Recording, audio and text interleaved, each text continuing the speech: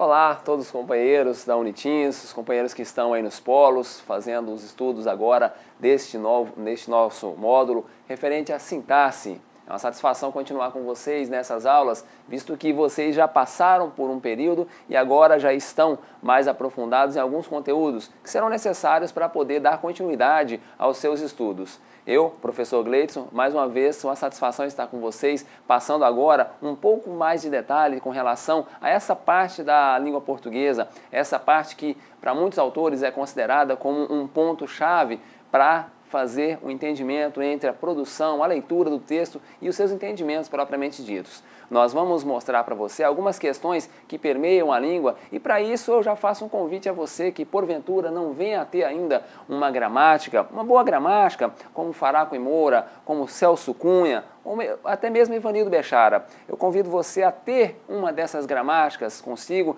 convido você também a ter o uso do dicionário. Muitas das vezes não pensam em ter em casa o uso dessas ferramentas, às vezes confiam demais no uso dos corretores linguísticos aí da própria internet ou dos editores de texto, Word, enfim. Eu convido você a ter a sua biblioteca esses materiais que farão muita diferença no seu estudo no ensino-aprendizagem. Essa disciplina ela vai ser permeada também por 7 aulas e eu tenho certeza que no decurso dessas aulas você vai postar os seus comentários, vai postar as suas dúvidas, vai fazer principalmente as atividades na sua apostila, no seu material de estudos. Ele tem vários exercícios que deverão sim ser feitos e será um prazer estar à disposição para poder fazer todo o apanhado, porque este material que está com você, em complemento com o seu ambiente de estudos, em complemento com os vídeos que nós vamos colocar na disciplina, em complemento com todos esses materiais, eu e o nosso companheiro, o tutor Antônio Alexandre, ele vai estar à disposição à distância, bem como você deve contar também com o seu tutor presencial nos polos, a fim de que ele possa dirimir as dúvidas, porque certamente ele tem a resposta para muitas dessas questões que você, porventura, não tem ainda ciência, não entenda, não consiga fazer o link, não consiga fazer a conexão do que você está estudando, a sua prática, até mesmo porque, cá entre nós, todos nós somos falantes da língua portuguesa, não é mesmo? Vamos lá? Pois bem, nosso tema são noções básicas de sintaxe, termos essenciais da oração. Esses termos essenciais da oração, eles chamam a atenção até porque você comumente produz esse material, comumente fala, comumente se expressa e por que não estudarmos mais a fundo estas questões que permeiam a língua portuguesa, até porque quando você faz esse estudo, você utiliza a língua portuguesa com mais propriedade, não é mesmo? Eu tenho certeza que nessa produção, agora no curso de letras, sintaxe vai fazer a diferença e você vai se perguntar, por que eu não vi isso daí antes? Por que eu não estava ainda conectado com essa disciplina? Eu digo a você, todos vão te perguntar, o que você viu no curso de letras? Você viu gramática? Você tem que saber? Necessariamente tem que saber. E aí você não pode balançar, você não pode titubear, porque as perguntas vão surgir e você, como acadêmico de letras, vai fazer a diferença. Vamos lá? Nós temos aí uma citação que aparece no nosso material e é interessante, que diz o seguinte, é sabido que todo texto tem uma macroestrutura construída por parâmetros como coesão, coerência e progressividade. Mas um texto tem também sua microestrutura, cujo eixo é a sintaxe. A sintaxe, a pronúncia correta, a sintaxe, o X, né? Ele vai ter essa pronúncia, querendo ou não, a análise sintática, a análise dos termos da oração. Os termos, cada qual, e tem muita gente que assusta com essa parte da gramática, porque acaba aprendendo de uma forma descontextualizada, de uma forma que não se tem uma conexão com a realidade.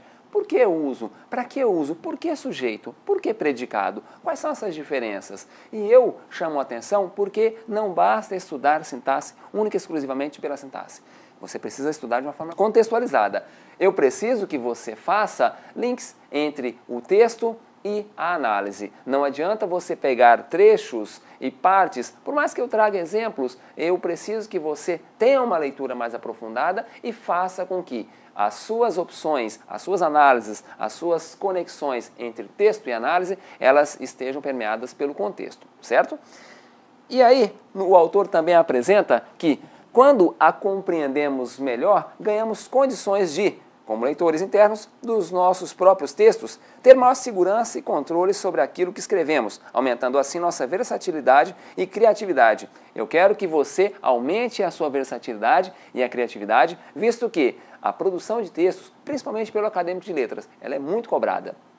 Na sua finalização do curso, quando lhe for cobrada a produção de um trabalho de conclusão de curso, de um artigo, de uma monografia, enfim, você vai estar muito mais habilitado do que a maioria dos acadêmicos que não tem necessariamente esse domínio da língua portuguesa. Mas, recordando alguns pontos que são trazidos nesse primeiro momento, o uso da sintaxe, ele torna consciente um processo inconsciente. Por que torna consciente um processo inconsciente? Você já fala, você é um falante da língua portuguesa. Então você simplesmente coloca uma lógica em um ponto que você fala naturalmente, mas não parou para observar. Nós temos ainda no nosso slide a questão de detectar relações e interpretar sentidos. Eu preciso que você detecte relações entre as frases, entre as orações, entre os períodos e inclusive consiga emitir um sentido. Quantas pessoas querem falar alguma coisa e acabam emitindo um conceito diferenciado, uma mudança de frase, uma mudança de verbo, uma mudança de um complemento,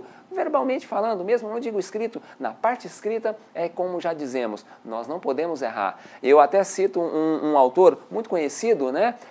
Marcos Banho, ele tem várias obras em torno da sociolinguística. A sociolinguística é uma disciplina que estuda de uma forma social o uso da língua. E aí ele aponta em um dos seus livros, né, sobre preconceito linguístico, que o uso da língua, ele não existe o certo ou o errado falado. O certo ou o errado não existe na língua falada. Existe diferenças dialetais, diferenças de falar em cada contexto, em cada cidade, em cada situação. Entretanto, o pressuposto máximo da comunicação é a interação entre as partes. Então, se você se comunica, ótimo. Mas na escrita, você, aluno, não vai deixar passar despercebido. Você precisa, sim, atentar para as normas gramaticais e os usos, né, dessa tão importante língua que nos faz presente todos os dias. Voltando ao slide, nós temos ainda sobre a necessidade de controlar o uso da língua, usar a língua adequadamente, bem como organizar as ideias de forma adequada. Ora, se você não consegue organizar as ideias de forma adequada, se você não consegue fazer uma conexão do que você quer falar, você nem sequer sai do lugar. Isso vale para serviço, isso vale para profissão em geral, vale para estudos acadêmicos, vale para a produção de textos, vale até para as interações sociais. Se você não faz o uso correto da língua, você pode se passar por desentendido e, consequentemente, ter um prejuízo com isso daí, ok? Continuando, então, nós temos aí há alguns conceitos que você relembra, né? Por exemplo, dentro de frase, as frases não oracionais, as frases que não contêm verbo, ou seja, bela partida, manicure. Eu até pergunto para você, quando a gente fala socorro, o simples uso dessa terminologia, socorro, por si só é uma frase? Eu coloco você para pensar. Socorro, será que é uma frase? Eu respondo para você que é, porque ela tem um sentido. Quando você fala socorro, você está pedindo auxílio, você está clamando por alguém que te socorra, então ela tem um sentido, mesmo que com uma palavra só. Voltando aí, nós temos as frases oracionais. Tem um verbo explícito, ou mesmo que implícito. O exemplo que é trazido aí, o Brasil mantém doentes mentais presos ilegalmente. Veja que o verbo, né, mantém, do verbo manter, está aparecendo na frase e, consequentemente, vai trazer esse entendimento. E aí, esses termos que nós estamos falando na disciplina de sintaxe, isso aí você já viu. Isso aí você pressupõe que você já teve contato nisso daí no ensino médio, só que é interessante nós reavivarmos isso daí, porque entendimento dentro de língua portuguesa, principalmente no curso de letras, vai ser fator preponderante para você continuar as suas explanações, ok? Continuando aí, nós temos a questão da oração. Então, se por um lado eu tenho a frase, por outro lado eu tenho a oração. A oração, ela necessariamente vem já o aparecimento do verbo. E aí, quando eu coloco para você aí sobre oração, é um exemplo que eu trago aí, ó. G20, né, o grupo dos 20 países, G20 faz pacto contra a guerra cambial, faz pacto, fazer pacto, veja que aparece o verbo aí, ou militares e civis agiam no DOPS, né? Civis agiam, o verbo agir, enfim, outros exemplos também de frases com verbos. E aí eu já reavivando isso aí para você, porque necessariamente esses conceitos precisam estar na sua mente. Mas continuando, de uma forma bem tranquila, eu peço para que você olhe os exemplos do livro, olhe os exemplos que há em diversas fontes e faça exercícios. Por quê? Com exercícios você consegue apurar um pouco mais a sua técnica, ok? Continuando então, nós temos as classificações, pelo que você lembra aí, as classificações das orações. Nós temos aquelas orações independentes em que os termos por si só, eles já exprimem uma ideia, eles não precisam de um complemento, eles não precisam de uma continuidade. Nós temos também as orações subordinadas, e aí você vai lembrar daquelas orações subordinadas substantivas, adjetivas, adverbiais, nós vamos ver isso daí. E você vai perceber que, tendo domínio dessa matéria, você tem uma amplitude muito maior para poder produzir os seus escritos. Nós temos ainda as orações complexas, aquelas que são subordinadas, mas têm detalhes que vão trazer uma complexidade, muitas vezes porque os termos estão omissos, os termos estão ali implícitos, então você vai ter que fazer uma abstração maior. Os exemplos que são trazidos são de interesse, visto que a produção textual, com o uso desses mecanismos de forma correta, trará uma facilidade muito maior, ok? Continuando aí, nós temos também os termos essenciais da oração. Ah, mas eu já vi isso daí, eu lembro isso daí. Quantas pessoas viram esses termos essenciais da oração? Isso aí muitas vezes, esses termos essenciais, eles aparecem, nós verificamos isso aí no ensino fundamental, no ensino médio, mas você não pode deixar de reavivá-los. Você tem que estar com isso em mente, até porque os nossos conteúdos trarão exemplos, trarão materiais complementares, e eu vou pedir para que você faça exercício sim, e mande para nós vamos corrigir, nós vamos participar dessa produção e com certeza você vai aprofundar um pouco mais. Se você tem dificuldade, pode começar por você essa produção dos exercícios. Vendo aí novamente, veja aí, nós temos o sujeito simples, né? Aquele sujeito que é composto por só um termo, eles não são dois ou mais termos. Sujeito composto, o sujeito oculto, aquele sujeito que não está na frase, mas ele está implícito, né? O sujeito indeterminado e até mesmo inexistente. Eu não vou pormenorizar cada um desses, até porque eu tenho certeza que o domínio que você tem já é o suficiente. Mas eu digo para você, tem frases que pegam o próprio exemplo do nosso material. Ele traz alguns conceitos que te coloca a pensar, você fica um pouco a analisar se é indeterminado, inexistente, enfim, eu preciso que você faça esses exercícios. Nós temos ainda, voltando aí, na área de predicado, nós temos os predicados nominal, verbal, verbo nominal e o predicativo. Aí lembrando, né, o predicado nominal, o predicado verbal, o verbo nominal, que tem o verbo e o nome, completa-se como verbo e como nome, e o predicativo, dentro daqueles verbos de ligação, né? Os verbos de ligação que vão trazer no seu complemento, no predicado, o predicativo do sujeito.